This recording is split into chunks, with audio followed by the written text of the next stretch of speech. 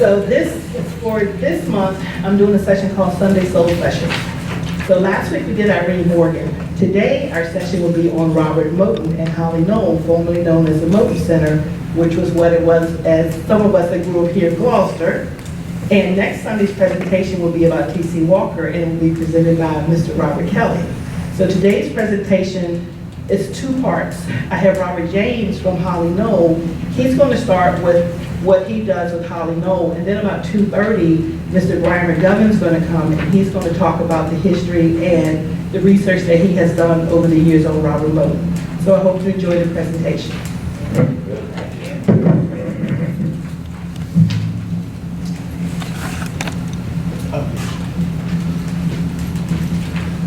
Well, good afternoon, everybody. Good afternoon. Thanks for braving this nasty weather we have here.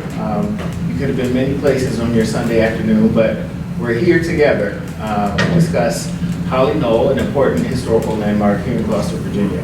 Show of hands, who's actually been to the campus before? Oh my goodness, okay. Well, then a lot of this will be a recap for some of you. So I'm Robert James, the Executive Director at the Gloucester Institute, which was founded 20 years ago by my mother and father. I want to tell you a little story first, which will sort of set the tone and paint the picture for how I became affiliated with the Institute. So, as you know, that Holly Knoll is a convening space for young black leaders throughout history who didn't have the opportunities to go to some of the other places because of segregation.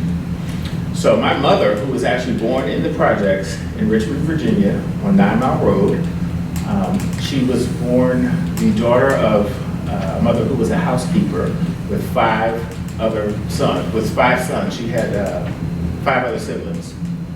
So my mother did not want to have her raised in that environment with a whole bunch of knucklehead boys running around, so she sent her off by her well-to-do sister to be raised in a more affluent neighborhood.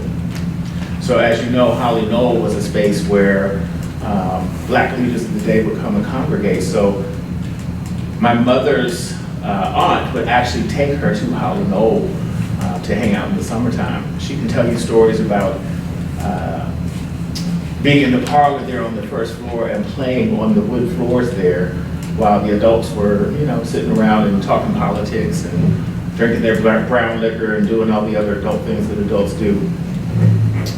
So you fast forward 20 years from then, she's now an adult in Washington, D.C., working in politics, and something came over her spirit one day and she said, you know what, I want to look that place up, see where it is, see what condition it's in, and just check in on it. So she did, and come to find out it was in disrepair.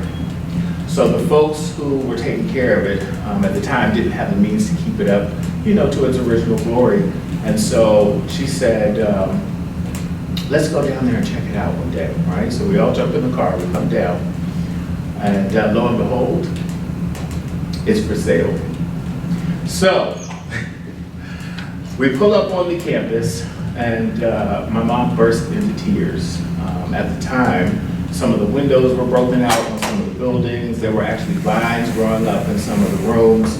And it just was not the vision that she remembered from its original luster and glory.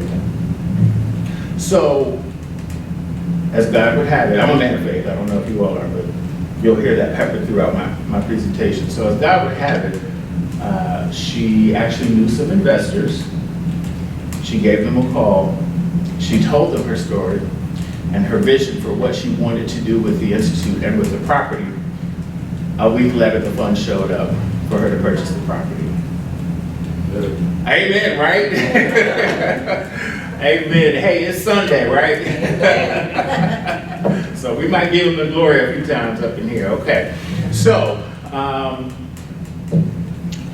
want to talk about preserving the history, because as the Institute, one of its tenet and core missions is to make sure that we protect and preserve the legacy of all of the history that has come out of the Institute, out of Holly Knoll. And I also want to talk about cultivating leadership, what we do now, right, with the young leaders that we have now. And then I'll close out by talking about some of the plans for the future. So as you know, it's a historic landmark, and it was the home of Dr. Robert Bruce of Moton. It's listed on the National Register of Historic Places and the Virginia Landmarks Register. And the campus really serves two functions. It's a retreat and a think tank. How many people here know the name Ben Jealous? Yeah? So, this is another story I like to tell. Ben Jealous was the previous past president of the national chapter of the NAACP. He was down here in Gloucester County doing a book signing. This was probably 3 years ago, maybe 4. And I saw on his Instagram that he was in Gloucester County. And I said, I cannot have somebody this prominent at the tip of the spear, I like to say, as close to Holly Knoll as he was geographically, and not reach out and have him come to the campus. So I reached out to his team and I gave them my spiel. And I said, this has historically been a place where Black leaders would come and retreat. And they would come and they would relax in a setting that was conducive to letting the problems of the world melt away so they could really focus on how to go back out into the world and affect positive change. He accepted my offer, he came to the campus, and what was supposed to be an afternoon ended up turning into 3 days. He didn't want to leave. For those of you who have been to the campus, you know, it is just such a place of peace and calm, and it really does something mending for the soul. So in the course of that 3 or 4 days, I actually got to know him pretty well.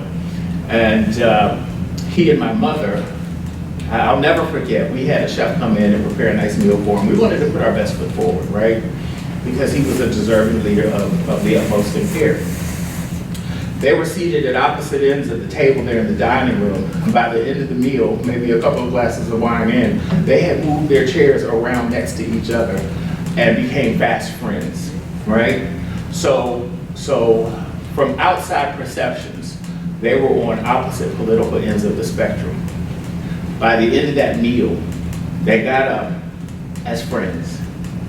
And so one of the things that is so special about Holly Knoll is its ability to break down walls and barriers and put aside politics and focus on solutions. And that's one of the things that the leaders from the very beginning have found useful for that space, and we want to make sure we keep that energy as we usher it into the future. There should be an image there of Dr. King, but somehow he disappeared. Again, show of hands. Raise your hands if you knew that Dr. King frequented Holly Knoll. All right, we've got some experts here in the room. So his entire team came and stayed at the at Holly Knoll for an entire week prior to him delivering his remarks at the opening of the Washington Monument in 1963. If you've ever been on the campus and you sat under that tree on a nice sunny day, you know that there's something in the soil there. It just kind of seeps up and it gets inside you.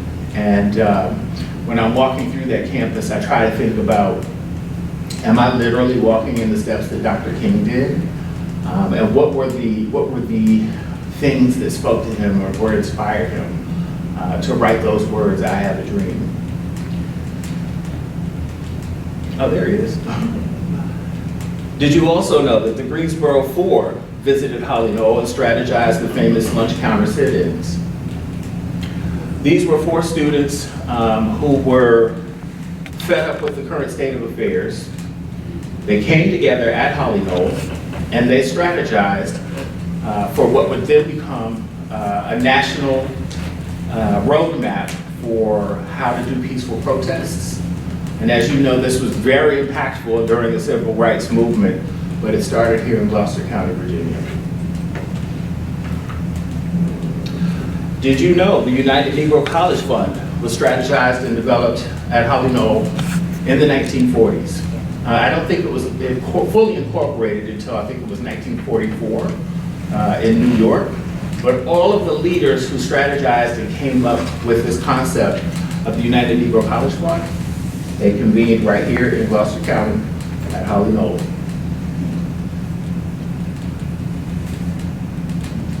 One of those leaders was the famous jazz musician Lou Rawls. He was the face of the UNCF.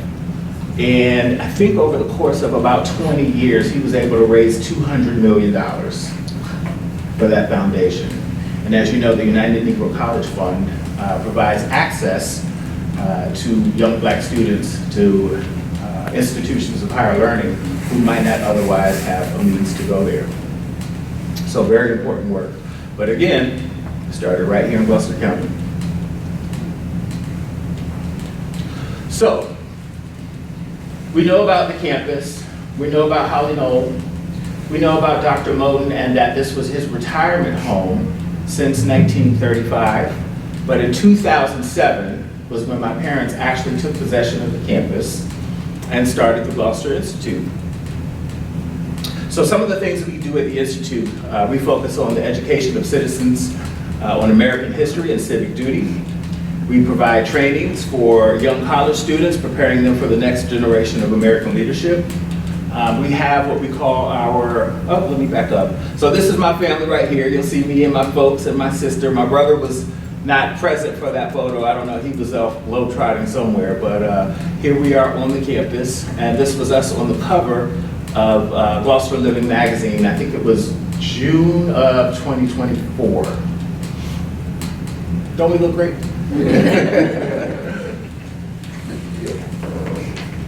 So what do we do? This is our emerging leadership program. This was my mother's brainchild. And she came up with it because when she was working in Washington, D.C.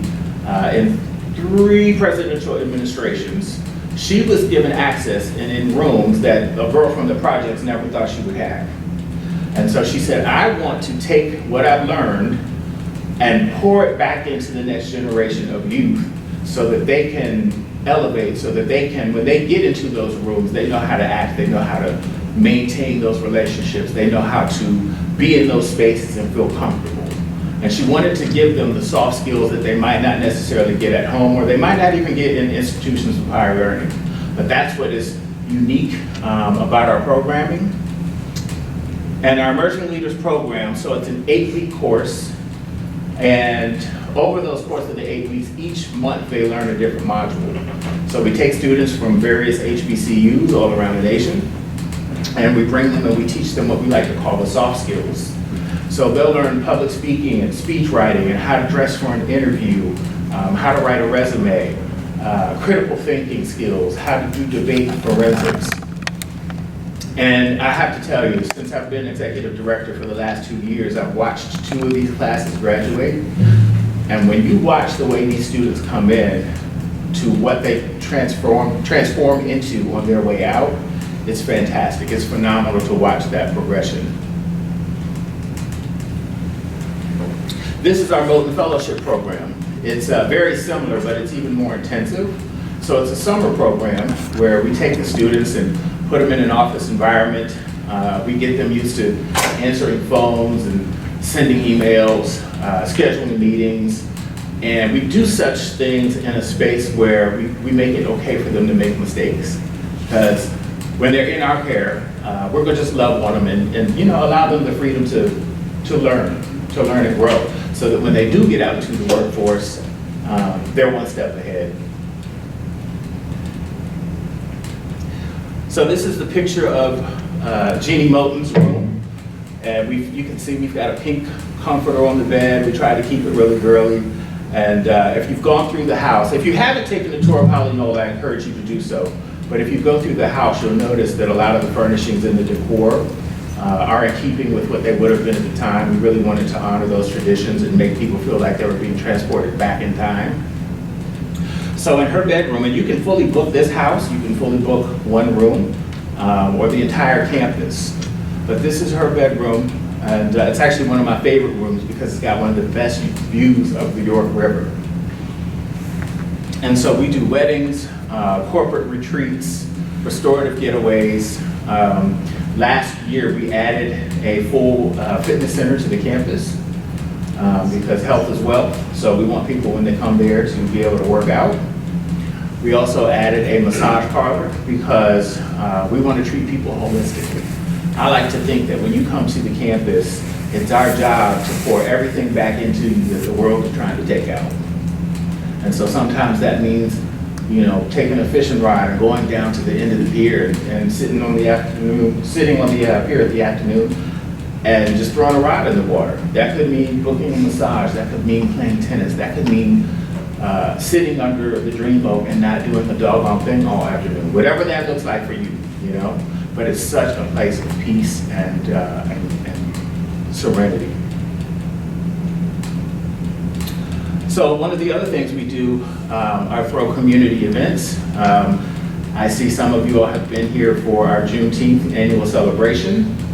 It started out 3 years ago with about maybe 200 people. Over the course of the last 3 years, it has grown and grown and grown. I think last year we had close to 400, maybe 500 people. It's really a wonderful community hub that people can come and just be together in a historic setting. And this is a picture of the kids who were, I think they were singing a song on the front porch at last year's celebration. So we're looking to ramp up and do even more events. We want to do like movie nights in the fall on the lawn with a big projector and snacks and things. And it's a fantastic space for weddings. If you all know anybody that's getting married, it's the perfect backdrop for it. So visit us online, GloucesterInstitute.org. And Rosalind Singleton handles all of our bookings. She's fantastic. If you haven't met her, I encourage you to do so.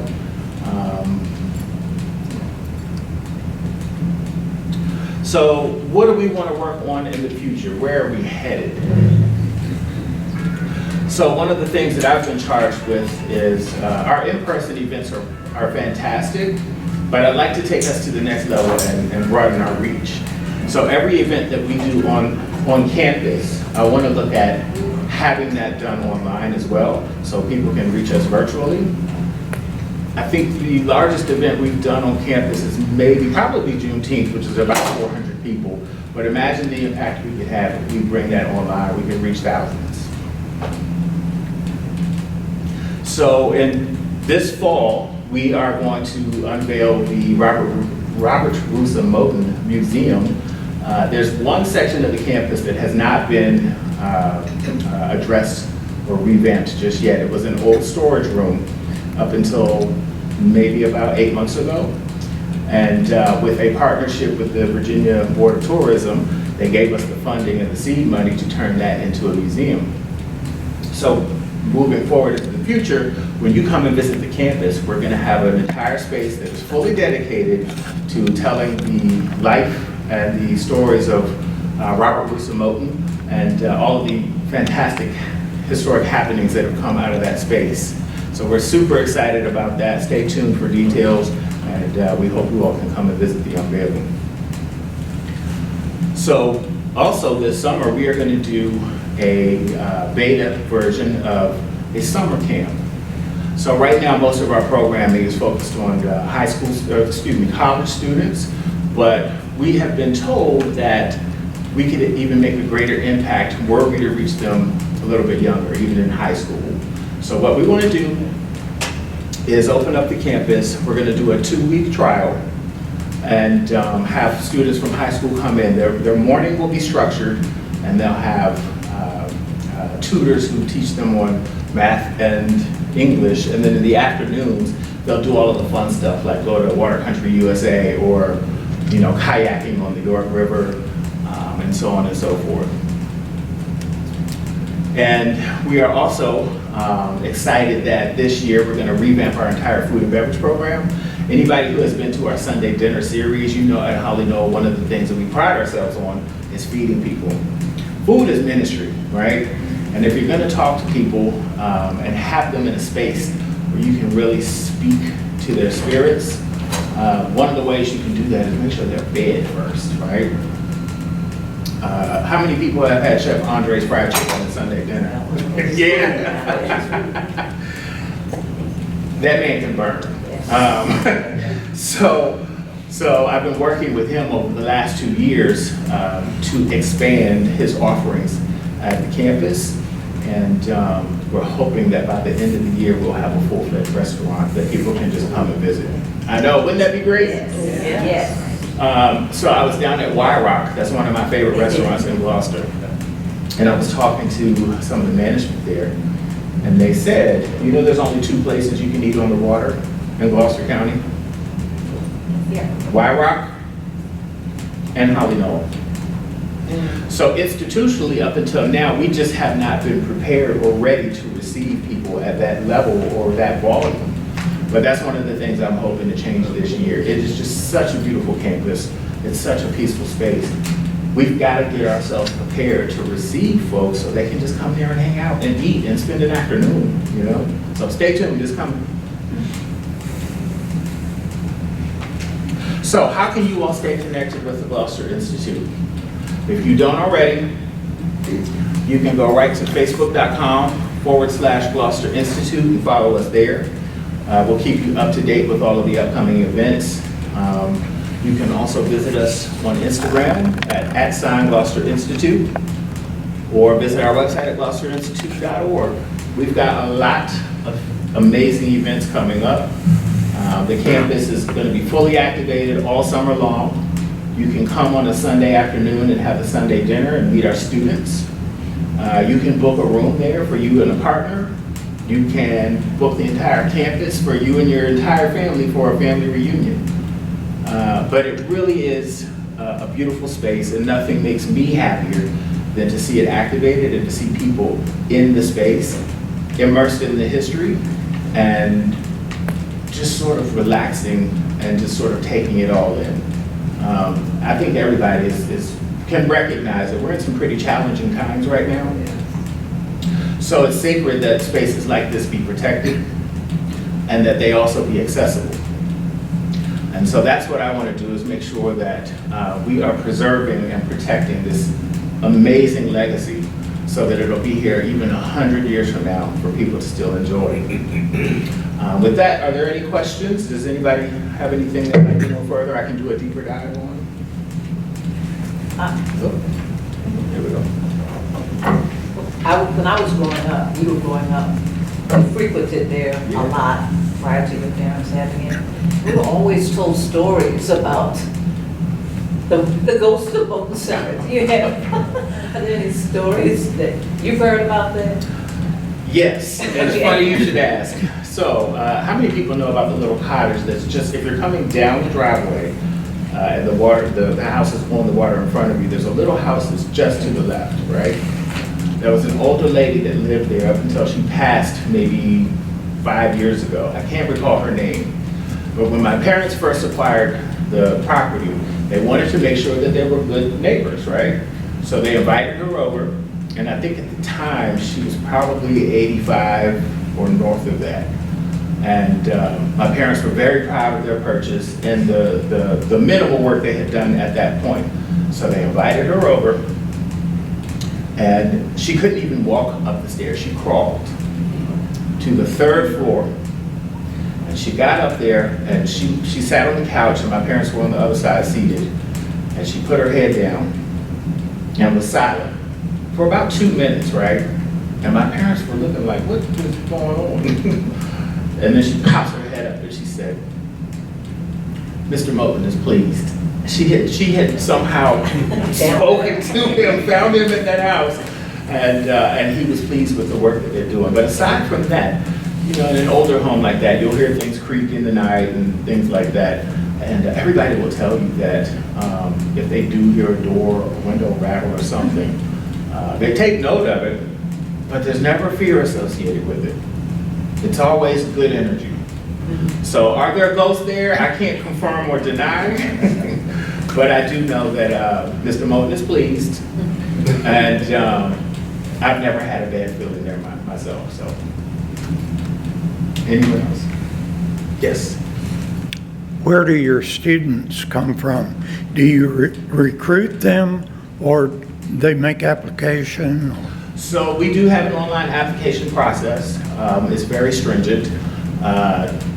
Last year, we hired a new director of programs, Christine Carmichael. She is phenomenal, and she is doing a really great job of elevating our search process so that the selection pool that we pick from is of the highest caliber.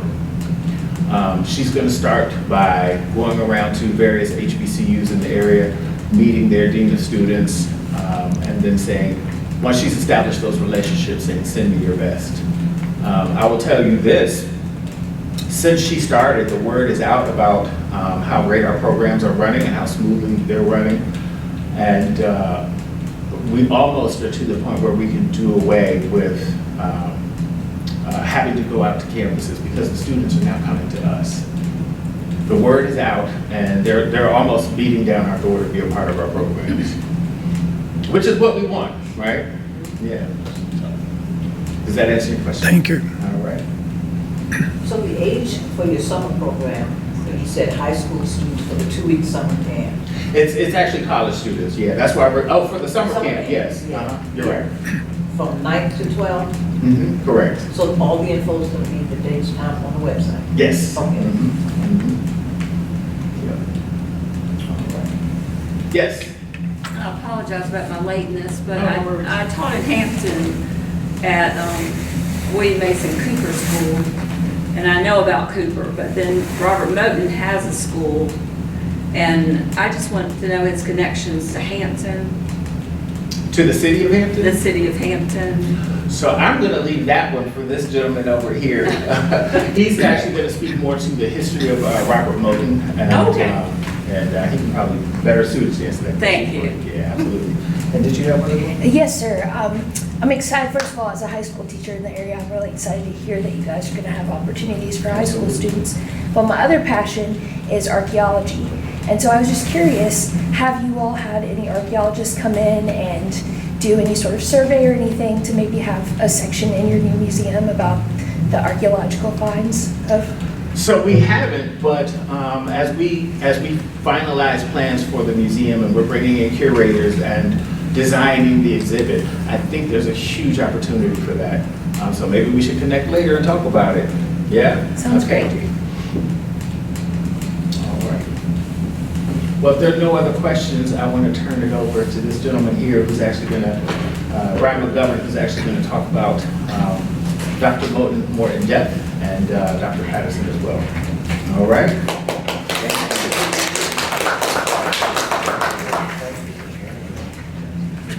All right, so good afternoon, everybody. Pleased to see a few familiar faces here. And for those of you who don't know me, I'm Brian McGovern, and I'm a 23-year resident of Gloucester County. And I'm really glad I moved here because I had never heard of Robert Russell Moton before I moved here. Even though I had gone to college and I had been a social studies ed major and took a lot of American history courses, never heard of him. So how I became familiar with him, when I accepted a position to teach at the high school here, I had to start work before we had closed on our home, about 5 minutes from where it is today, the Gloucester Institute, Knoll. And I was driving around, and I moved from Pittsburgh. I moved from the city, and driving around these nice country roads, I thought this is a fantastic place to live. And I drove down Cappahoosic Road and made a right onto Almondsville. It was a very beautiful view of the river from that road. And I went by a large house that looked to be on the grounds of what appeared to me was an old rundown motel. And I was just very curious about the place. There was something that struck me about it. So I started to read about it and learn more about Dr. Robert Russell Moton. And I thought to myself, in all the history courses I had taken in high school and college, I had never heard his name. And why would I not have heard the name of a person who was an internationally known name for the last 25 years of his life? Probably, and I would say more well known, not necessarily locally, but internationally than even our own T.C. Walker in Gloucester, Moton's a longtime friend. And that curiosity grew. And after living here about 5 years, I decided to pursue a master's in history at ODU. And I really developed a love for doing historical research. And certainly I wanted to research more about Dr. Moton, and got to know a woman who they're familiar with here at the library, who was Mrs. Moton's niece, and her name was Mary Booth Bright. And I got to know Mary when she was already in her 90s. Maybe some of you in this room knew Mrs. Bright.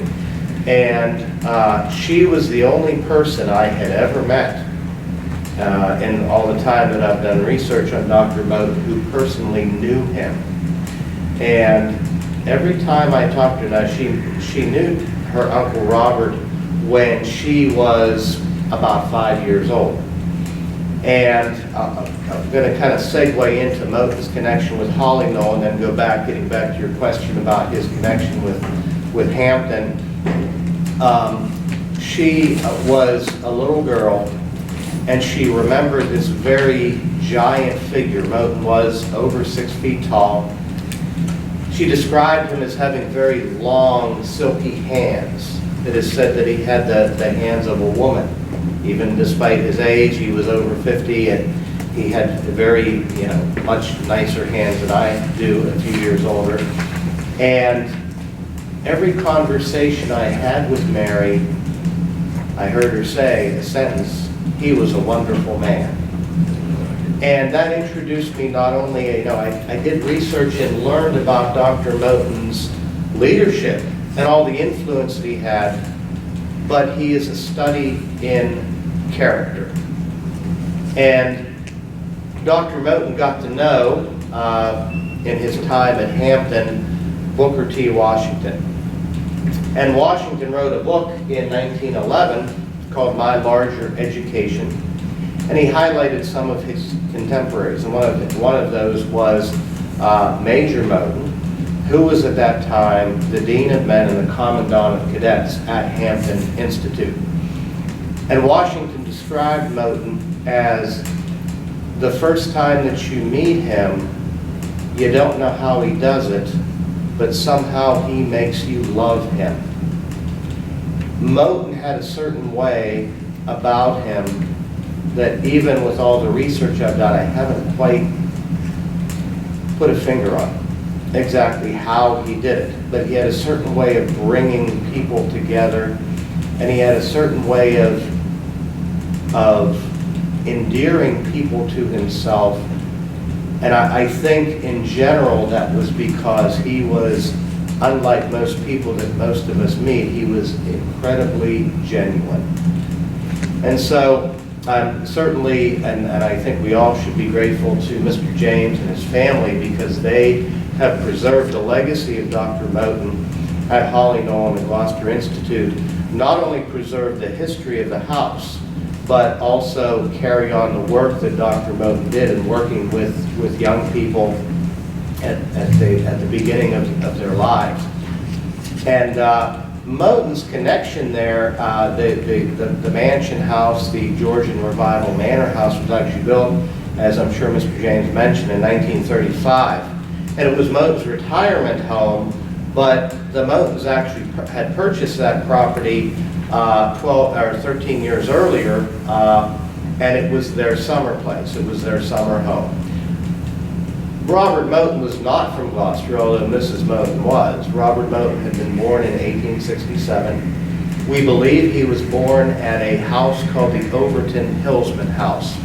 It is a house where his mother and her family as children had been enslaved. And of course, emancipation came in 1865, and the Hillsmans who had lived there, they did not want to return to the house.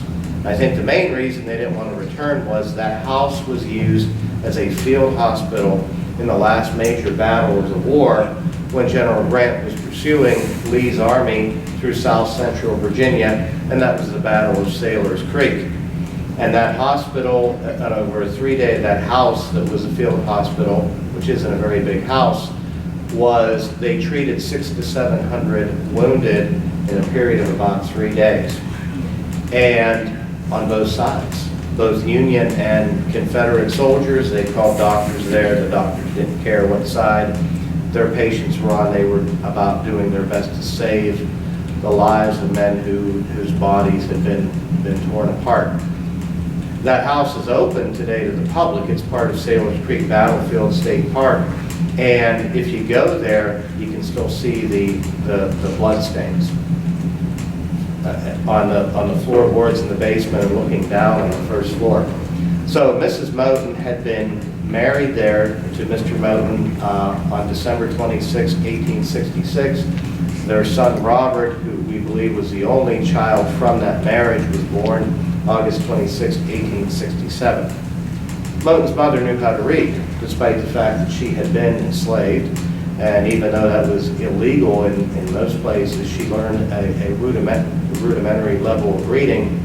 And she was her son's first reading teacher in the 1870s. And Moton became probably the best, the smartest teenager in Prince Edward County. They moved from the Overton Hillsman house to a place called Pleasant Shade in Prince Edward County. Have any of you ever been to the Overton Hillsman house or the Pleasant Shade out that way? The house at Pleasant Shade, which had been Moton's boyhood home, it was on the state and national registry of historic places. Unfortunately, they didn't keep it up and it blew over in a storm about 3 years ago. So that history, I went there in December, and it was just devastating to see where the house had been. They've cleared everything away. But Moton grew up, and he decided that he wanted to continue his education, and he traveled to Hampton Institute. And he failed the entrance exam. And he wasn't the first one who failed that they let him stay. There was one before that named T.C. Walker, who's also from this county. But they were so impressed with Moton that they let him stay. You're going to do some work for a year, and then if you do well, we're going to keep you on as a student. And Moton developed, he went into leadership roles as a student at Hampton. When he graduated in 1890, he was planning to go back to Central Virginia to start a school. He had done what we now call student teaching there, and that's what he wanted to do. And he was cornered by the founder of Hampton. Anybody know who the founder of Hampton Institute was? General Armstrong, who had been a Union general, and he cornered Moton at a gathering they were having for the graduating seniors. Asked Moton what he wanted to do. Moton said, well, I'm going to go back home and I'm going to start a school. And the general said, that's very noble of you, but I think you need a little bit more experience. And if you want to help your people, guess where the best place is to do that? Right here at Hampton. And Moton said, okay, I'll stay for a year, I'll get more experience, then I'm going home and starting a school. He stayed for a year. He became the assistant commandant of cadets, and a year after that, he became the commandant of cadets. And he didn't go back to Central Virginia. He stayed at Hampton for 25 years, and in that time, he was the highest ranking African-American faculty member up to that point in time. Not a lot of time to get into the history of Hampton versus Tuskegee, but during that time, he became well known. He became friends with the great founder of Tuskegee, Booker T. Washington, and they went on fundraising tours together. Moton didn't do much of the speaking. That was mostly up to Dr. Washington. But what Moton could do that got the crowd going was he could sing like you would not believe. And he became very close with Washington, and Dr. Washington died in 1915, and that made the future of Tuskegee uncertain. And there were a couple people there who were in contention to take Dr. Washington's place. And one of the board members, the Board of Trustees at Tuskegee, was former President Theodore Roosevelt. Now, the Board of Trustees was probably going to appoint a guy by the name of Emmett Scott, who had been Washington's personal secretary, to take over Washington's place at Tuskegee. He had been there for many years. He knew the campus. He knew how Washington operated. He could carry on. But he wasn't always the most well-liked person. He was very crafty, and he did a lot of good work for Dr. Washington. But Dr. Moton found himself on a train traveling through Virginia with board member Theodore Roosevelt and a couple of others who were on the board. And after this conversation, Theodore Roosevelt communicated with his fellow board members and said, I think we've got our man, and it's not Emmett Scott. It is Dr. Robert Russell Moton.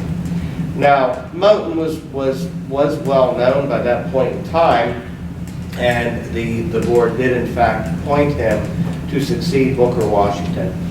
And all eyes were on Moton. And he proved himself to be every bit as good of a fundraiser as Dr. Washington, and it was under Moton's leadership that Tuskegee became a four-year school. They began to award four-year degrees at Tuskegee in the mid-1920s. Dr. Moton was involved nationwide. Not only did he knew President Theodore Roosevelt, he knew every president from Theodore Roosevelt to Franklin Roosevelt, and was a close advisor with several of them, including Woodrow Wilson and Warren Harding. Moton was instrumental in getting a veterans hospital for wounded and disabled African American veterans of what was then known as the Great War, what we know today as World War I. And that became very controversial and life-threatening for Moton, because he insisted that the entire professional staff at that big veterans hospital, which is still there today, he insisted that not simply the lower level staff, but the doctors and nurses be African American. And some thought there aren't enough qualified doctors and nurses who are African American to staff the hospital. Moton said, yes, there is. Yes, there are. Now, the local community in the state of Alabama was perfectly fine with opening this hospital. It was going to create a lot of jobs until they found out what Moton's designs were for the hospital. And a group of local leaders showed up in Principal Moton's office at Tuskegee in the early summer of 1923 and said, we know what you want to do, but we want you to sign this paper that says you will have white doctors and nurses at this hospital. And if you don't sign it, you are going to destroy what Booker Washington took 34 years to build.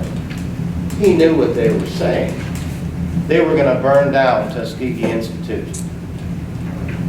And they were going to lynch the principal, Dr. Robert Russell Moton. And he later said to a representative of the NAACP, he said, if this is my time to die, I'm ready. I've been fighting all my life. And he was willing to go to his own lynching because he believed that if the Klan, and that's where these men were from, even though they were dressed in suits, he knew how they dressed at night.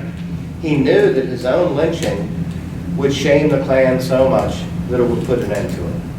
And the Klan did, in fact, march through the town of Tuskegee, and they walked up the hill, and they marched past the campus. Members of the ROTC were armed. There were guards at Moton's home at Knoll. His family had gone home. He himself had left also. The vice principal was in charge. And they marched past the campus and never entered. Moton called their bluff, but he knew it wasn't a bluff. In fact, there was a man who was named George White, who was an African American man. He had 5 great-great-grandfathers who were African American, but he had blonde hair and blue eyes. He joined the Ku Klux Klan. He infiltrated the Ku Klux Klan. If they found out that he had any African heritage, he was a dead man. They didn't find out.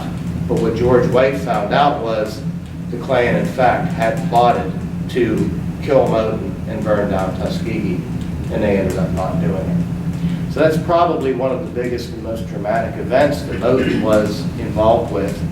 And he was involved with another event in American history that people aren't taught in school, the Great Mississippi Flood of 1927. And then a guy who was running for president named Herbert Hoover appointed Moton to study the conditions for homeless African Americans in the lower Mississippi. That flood was so devastating, there were about 750,000 people made homeless. About 500,000 of that group, about 2/3 of that group, happened to be poor African Americans, mostly who were sharecroppers. And they were many of those in the camps were being forced to labor at gunpoint, essentially re-enslavement.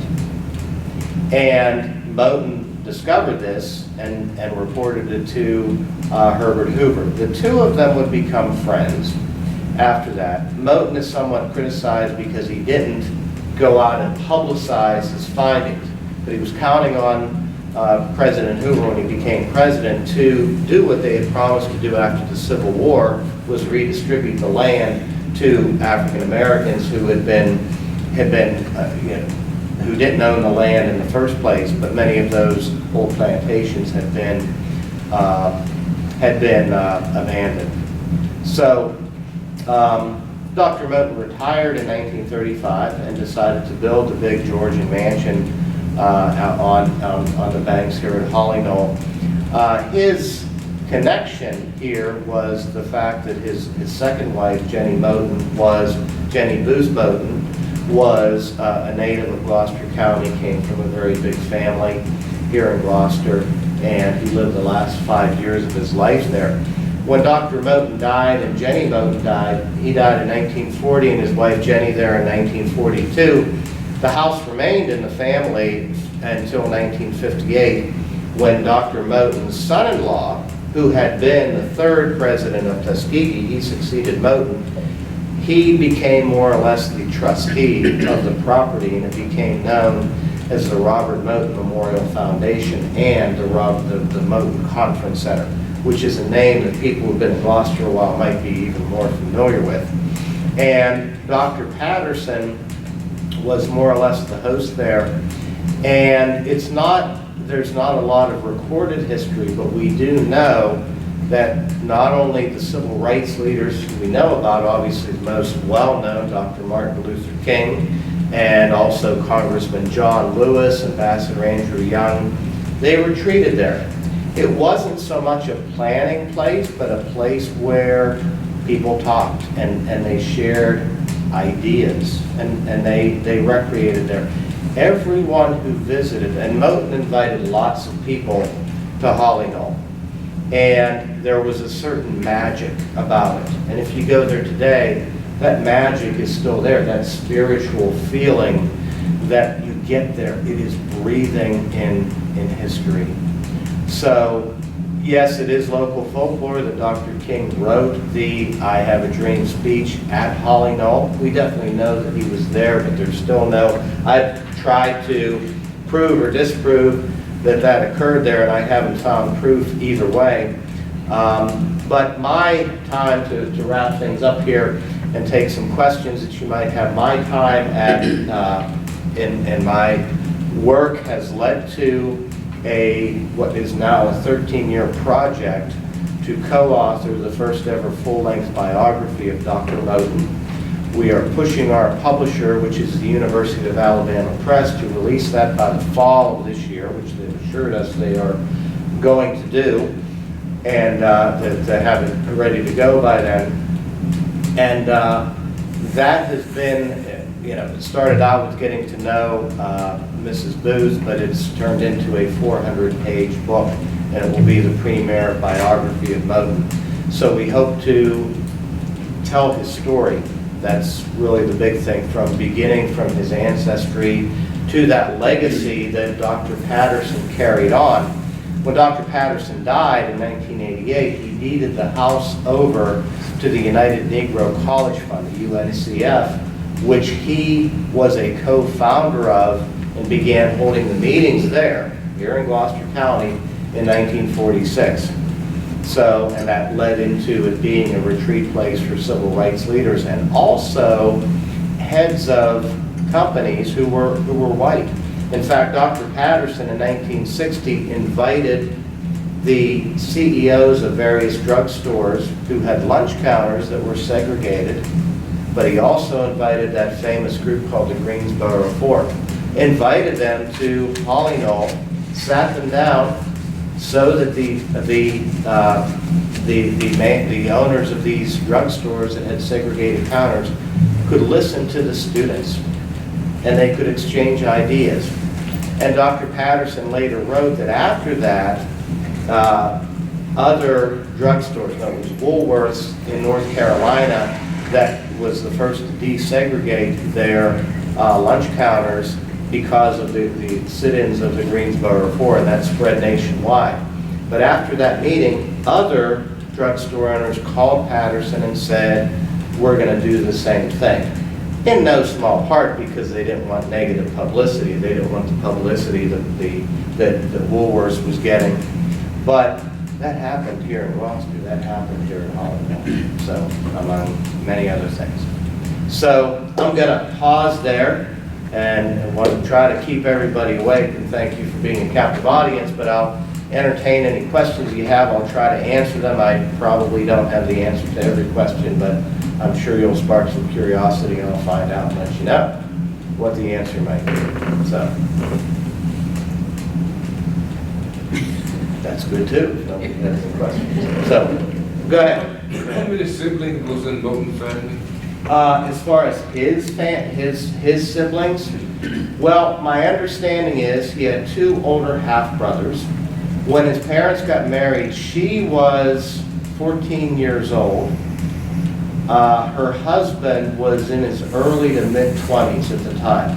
He had been married. I don't know anything about his first marriage. Had two sons. I've been in contact with the great-granddaughter of one of those sons. And the Motons themselves, and something that was very rare at the time, but I've seen the document, Robert's parents divorced in 1874, and Robert's father remarried in 1876. So Robert's mother had two more sons, 1880 and 1882, who were presumably from a non-consensual relationship with a white man. And their last name was Blanton. Despite all that, they had their father's name. She then married a man named Jeter and had three more children, had a son and two daughters. And I've taught the daughters, I've spoken to two of their grandchildren who live in the Philadelphia area. So in total, there were a total of 7.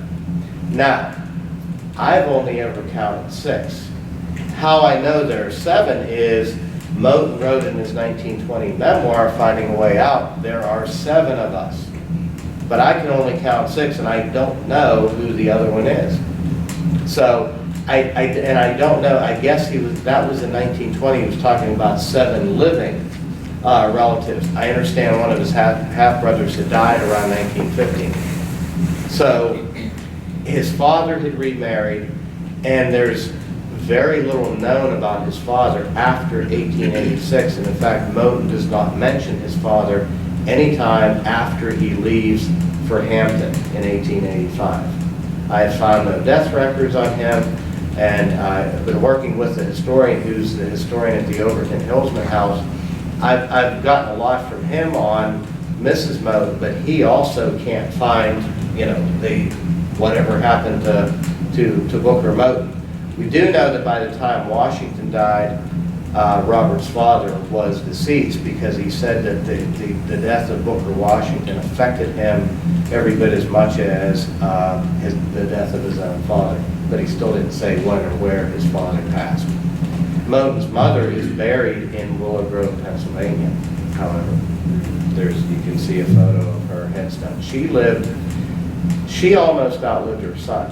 Of course, she was 15 years old when she had him, and she died in 1936.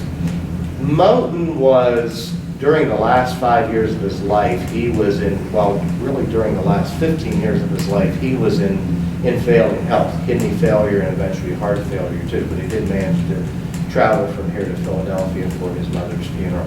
So the short answer is there were at least 7. So it might have been more than you wanted to know. But. As somebody who's invested so much time in knowing him through documentation and such, I'm just curious, if you could have the opportunity to speak to him, what would you most want to discuss with him? You know, I think I've actually thought about that, and you know, that's the drawback, is not being able to meet him and know him and experience what so many other people, not just Booker Washington, not just his niece, but so many of his contemporaries. The next to last chapter of our book is on his funeral, and the things that were said about him at the time he died. Mrs. Moton got a telegram from the White House, from President and Mrs. Franklin Roosevelt in early June of 1940. So I would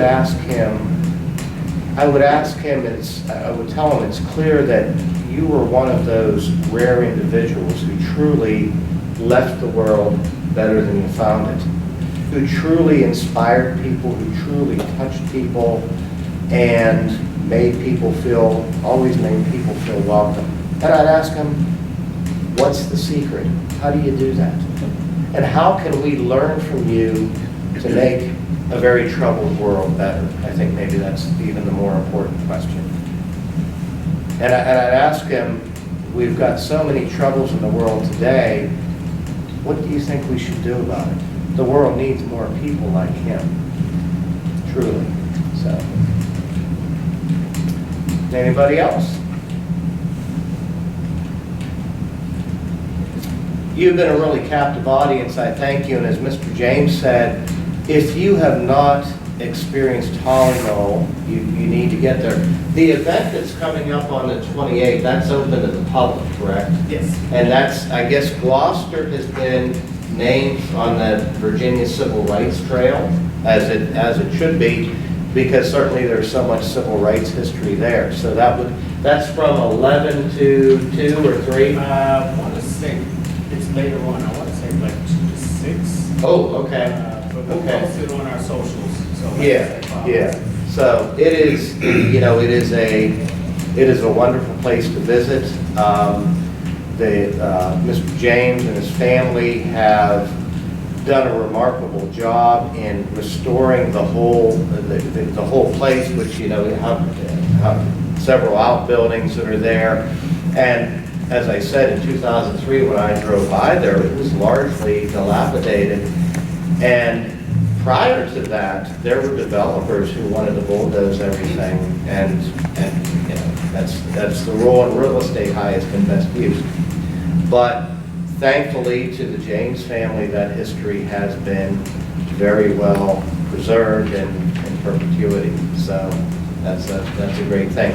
And as Mr. James mentioned, let me tell you from personal experience, I've been going there for about 14 years, even before I started the research in earnest. You won't eat better food than you do at Holly Knoll. I mean, it's just, it'll melt in your mouth. What's the cook's name there? Chef Andre. Chef Andre. So, man, I mean, you will find no restaurant that would beat it. If any of you are restaurant owners, I apologize, but it's just really good food. And you ought to hire Chef Andre. Now he's ours. Okay. So, all right. Thank you so much. Thank you all.